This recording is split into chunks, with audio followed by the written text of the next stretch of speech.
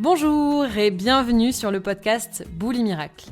Je suis Kitri et je t'aide à te rappeler que la relation que tu entretiens avec l'alimentation est le reflet de la relation que tu entretiens avec toi-même, avec les autres et avec le monde. Je ne sais pas quoi dire ou faire face à une situation, comment savoir?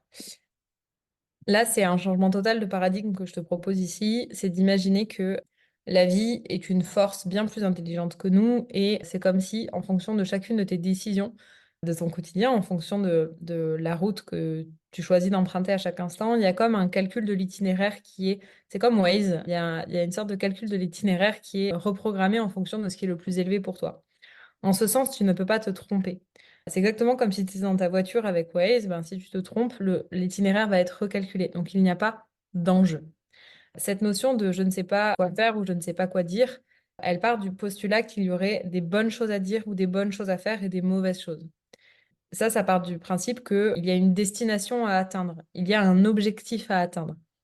Or, on peut regarder les choses différemment et se dire que la seule chose qui nous est demandée, c'est simplement de vivre, d'apprendre dans notre quotidien. Et en ce sens, il n'y a plus de bon et de mauvais, il n'y a plus de destination à atteindre et il n'y a plus de rapidité pour atteindre cette destination. Il y a simplement un chemin dans lequel on apprend.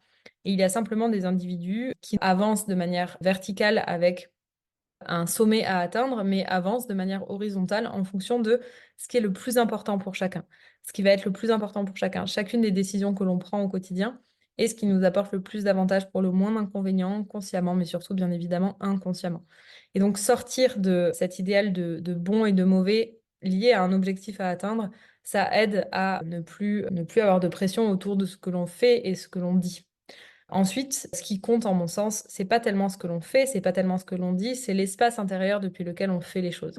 C'est l'espace intérieur depuis lequel on dit les choses. Est-ce que je suis en train de faire quelque chose ou de dire quelque chose pour me protéger par peur de quelque chose?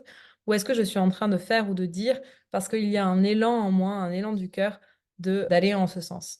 Et peut-être que le but du jeu de la vie, ça serait pas d'atteindre un objectif, mais peut-être de se rapprocher de ce qui nous nourrit, de notre cœur, et non pas de et non pas de ce qui nous éloigne, de ce qui nous en éloigne à travers nos peurs. Et donc la question que tu peux te poser à chaque fois que tu fais quelque chose ou à chaque fois que tu dis quelque chose, c'est de te demander, est-ce que si je dis ça, je le fais par peur? Est-ce que si je fais ça, je le fais par peur? Et comment ça serait à l'intérieur de moi si je faisais pas ça? Et comment ça serait à l'intérieur de moi si je disais rien à ce moment-là? Et donc, en fait, si au moment où l'action que tu t'apprêtes à réaliser, c'est inconfortable de ne pas la faire, c'est probablement que tu l'as réalisée depuis un espace de peur pour te protéger. Et dans ce cas-là, peut-être que tu gagnes à appuyer sur pause et à te connecter à ce qui se passe à l'intérieur de ton corps. En tout cas, à avoir conscience que tu es en train d'agir depuis un espace de peur pour te protéger, comme s'il y avait des dangers sur Terre.